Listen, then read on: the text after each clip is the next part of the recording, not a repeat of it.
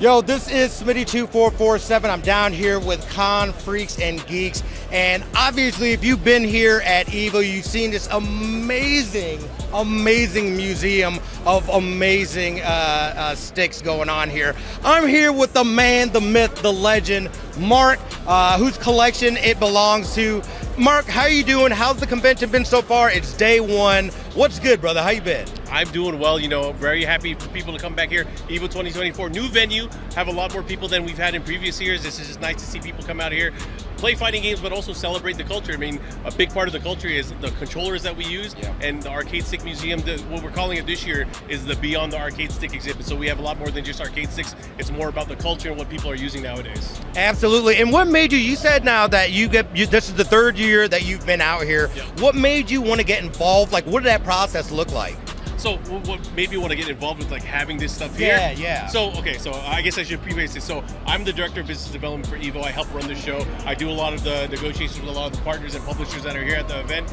So that's my main job. This is my hobby, collecting arcade sticks. I came from the industry where I used to design a lot of them. So a lot of the arcade sticks that you see here are things that I've worked on, things that I helped make in the past. So since then, I've collected a lot of arcade sticks. There's like no arcade stick that I don't own. And you know, obviously that's part of our culture. It's part of the things that I love and that a lot of people love and use and utilize when they're playing fighting games, learning fighting games. And I think it's one of those things that's beautiful. It's an essential part of the culture.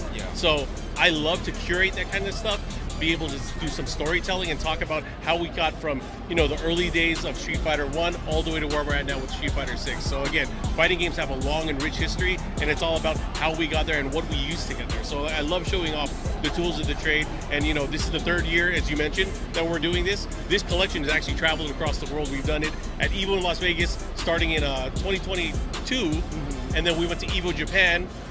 We did it again 23. We went back to EVO Japan, and then it's kind of changed and evolved over the time and how we kind of showcase the stuff in the museum. That is, you know, and you made a really good point too. I feel like not only has this collection, as it, you know, it's grown, the culture has grown, but this convention in itself has grown. Oh, yeah. It's been in many different venues. We're over here in the new West Hall. You know, what do you feel like the differences have been with the growth and just seeing the number of entrants alone in this year's EVO is nuts. It is nuts. You know, a testament to how well fighting games have been doing in general is just seeing the sheer number of increase. So, you know, Tekken is a great example. If you look at Tekken 7, the most number of entrants that they've had in any tournament prior to this has been around 1,900 people. You know, we did that in past years, and I thought that was like, this is the biggest we'll ever get, right? Tekken 8 came out. Rave reviews, right? The community started playing. There's so many people online enjoying that title. We came out to 4,600 people this year.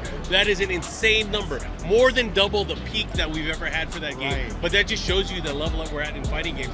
We had 7,000 people for Street Fighter 6's debut last year. We still had over 5,600 people this year for Street Fighter 6. That's an insane number. You think about it. That many people competing, and you know, there were over 10,000 unique players playing, registering for the tournament throughout the entire weekend. A lot of people play multiple games, but it's just nice to see everybody kind of collected here, just enjoy it for one weekend. For one weekend out of the year, whether it's the live stream or just in the city here, fighting games take over the world. It's amazing. No, absolutely. Last question. There are a ton of great games and competitors here. What are you most excited for? So for this weekend, what I'm most excited for is, you know, it's the 25th anniversary of Street Fighter 3 Third Strike. Also the 20th anniversary of EVO Moment 37.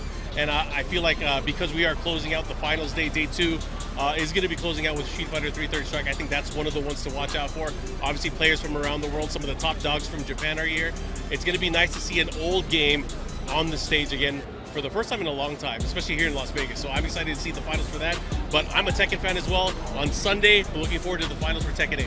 Absolutely. Again, Mark, thank you so much for taking the time. We appreciate it. Have a great freaking EVO weekend, man. Appreciate you. Thank you so much. Thank you.